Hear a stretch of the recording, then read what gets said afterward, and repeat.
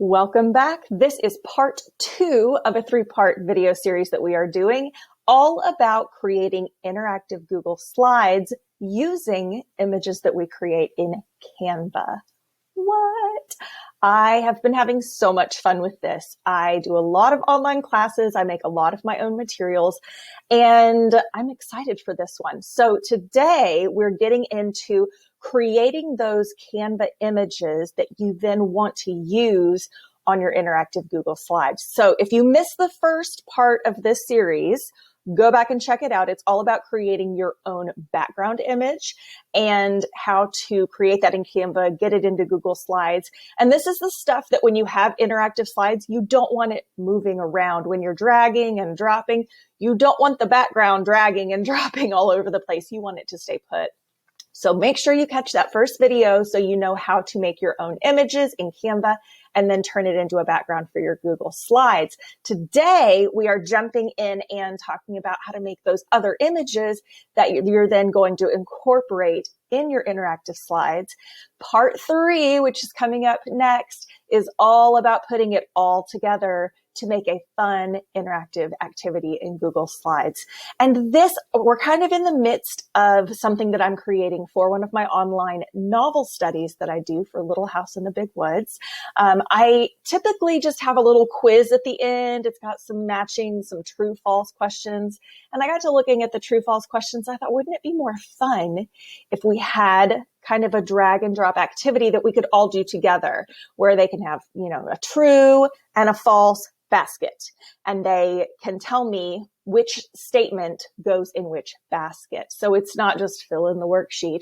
We're doing it together. It's more fun. It's more interactive. I'm super excited. So if you're new here, hi, I'm Rachel, and this is Merciful Mornings, and this is the channel you come to for education, encouragement, and support for online teaching and also just daily life. We hit it all here. So if you haven't subscribed yet, be sure you subscribe and hit that bell, because when these videos come up or if I go live, you don't want to miss it. So let's jump into Canva today. So I'm going to make myself smaller so you can see what we're doing over here. All right. I want to remind you, I told you we're doing Little House. This is the background we made in that first video. Very simple, very easy. We might upgrade and change it a bit in our last video so that other features also do not move around. But for now, this is a good solid background. So what we want to do today, I want to make those images. I want to make the baskets that say true and false, and I want to put some statements. I think I'm going to do them on logs. So I'm going to go to templates and I'm just going to select Instagram post only because it's an simple square blank canvas. I'm just going to go with blank because I'm just creating lots of different images here. I'm just going to make a series of images that I want. So the first thing I need is a basket. I'm going to do one for true and one for false that we can drag our logs into. So I'm going to come to elements over here. And you'll see in my recently used, I've looked at these already. So what you would typically do is just type in basket. Ooh, apparently I had my caps on too. Basket. And all these options are going to come up. Now, remember, if you have a free account, you want to be looking for images that say free on them. If you would like a pro account and don't have one yet, be sure you check the description box because I got a link for you and you're going to want to grab that.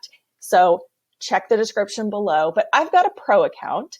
So I can pick these if I'd like, and I don't have to pay extra for them. So I do like this one. I'm going to choose it, and I want to just go ahead and fill up my slide with it here. Boom, basket. That was easy. Now I want it to say true across here, and it's kind of dark, so I think I'll probably come back to elements. I'm going to X that out, and I'm going to do like a square background that I can put behind it. You could do a circle, an oval, whatever you want. You can come down to shapes and pick whatever you'd like. I'll just select this one and I'm going to make it smaller so that it fits on the basket down here.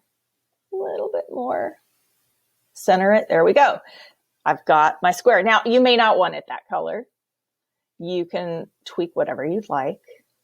I think I'm going to make mine a little bit lighter. I like this blue color. Now I need it to say true on that square. So I'm going to come to text. You can come through and pick whatever font makes you happy. There are so many options, but I'm just going to click one that's here. Keep it easy. I want it pretty big. So I'm going to scroll on down. We'll see if that fits once I get it on there. And I'm going to type in true. I think I could even go bigger than that. All right, there it is.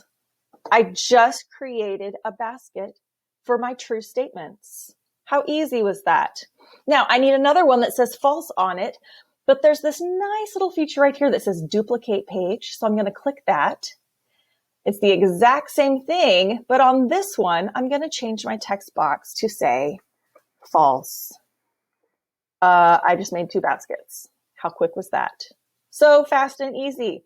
Now I need the logs with the statements on them that we're going to drag in. So I'm going to add a page, come back to my elements, and I'm going to type in log and see what pops up.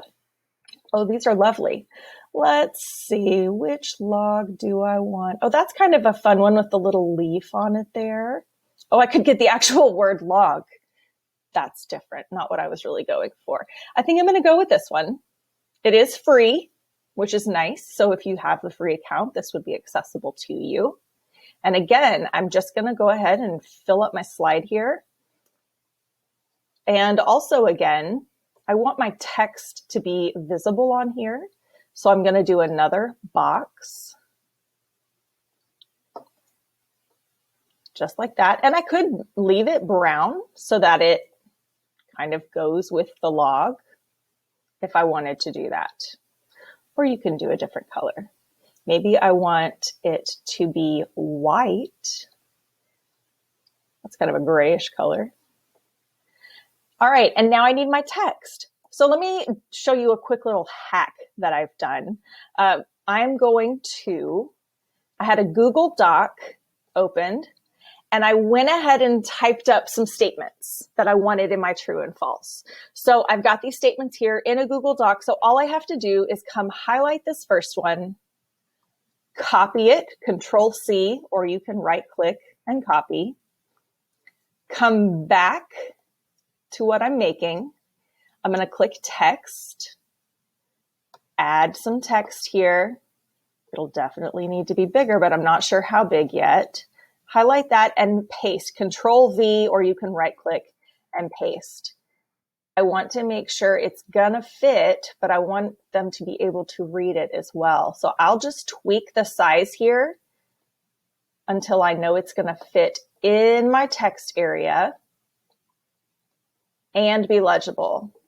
So let's see how big I can go. Oh, that works out quite nicely, actually. And here's the beauty of this. Now I've got a log with a statement, clearly able to read it. Remember how we got our second basket? I'm going to do the exact same thing with my log. I'm going to duplicate the page. I'm going to grab my next statement, highlight it, copy it, Control C, go back to my slide, highlight this one because I already have this. I don't need this again. Control V. It's my new one in there. Now, notice how this one's hanging off. You got to tweak the size, your font size, your spacing. I love on Canva, sometimes you can just adjust the spacing, the line height. They space their lines quite a bit. Now that I've decreased the distance between those lines, it fits perfectly. So I would continue going with this throughout however many sentences I had until I had all of my logs completed. I'm not going to do that today because we would be here all day, but you get the gist of what we're doing. Now, I need to save these as images so that I can use them on my slides. What do? Come up to download. You are going to download them as PNG, and you want a transparent background. That means that white square behind all your images won't be there anymore. It'll be transparent behind your images. So transparent background and download. This is going to give you, because you have multiple images. Yay, we saved our design. Good job, team. Because you have multiple images, it's going to download as a zip file. So you'll want to go in. I'm going to show it in the folder. You need to open it, and that's going to give you all of your images. So I'm going to select all my images, and I'm going to just make sure they're back in that download folder. So I'm going to come back to downloads here, and I've just cut them from one place, pasted them in another. There they are. Wasn't that so easy? Now, I'm not going to go in and make the whole thing right now. That's our next lesson. So I hope that this was helpful for you. It's so fun and easy creating your own custom images, your own custom games to do in class.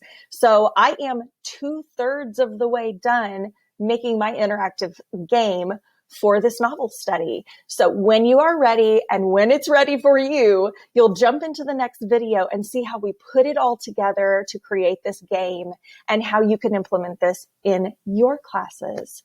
So be sure you're subscribed so you don't miss the next one. Be sure you like this video if it was helpful and share it with anybody else who might benefit from it. And I will see you in the next video. Bye for now.